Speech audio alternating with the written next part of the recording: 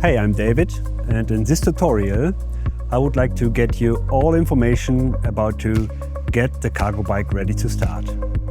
Therefore, please make sure to have the battery fully charged.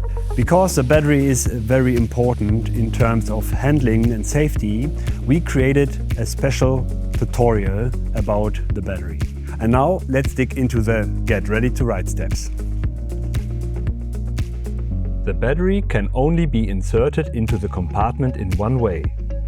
Slide the product carefully into the battery compartment and lock it with the keys. If the battery is connected, press and hold the on-off button for a few seconds to power the bike up.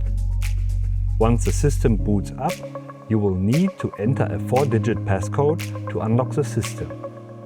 Switch the front light on if needed. Therefore, push and hold the button with the light symbol for about a second. It is very important to perform a safety check before each ride, and if something does not look right, please contact your service provider. Now let's get comfortable.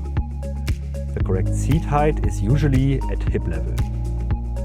Loose the handle and move the seat along the guide rail before tighten again in the correct height.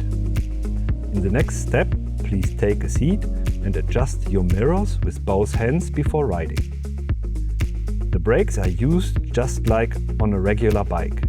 The left brake controls the front wheels and the right brake controls the rear wheels. Brake light turns on while braking. So the vehicle is actually in parking mode. So from here you can easily switch in the different cycling levels. When the vehicle is in parking mode, you cannot move the vehicle. Whenever you leave, just use the RFID chip to lock and unlock your vehicle. When you lock the vehicle with the RFID chip, you just turn on the brake, you turn on a display screen lock and a freewheel.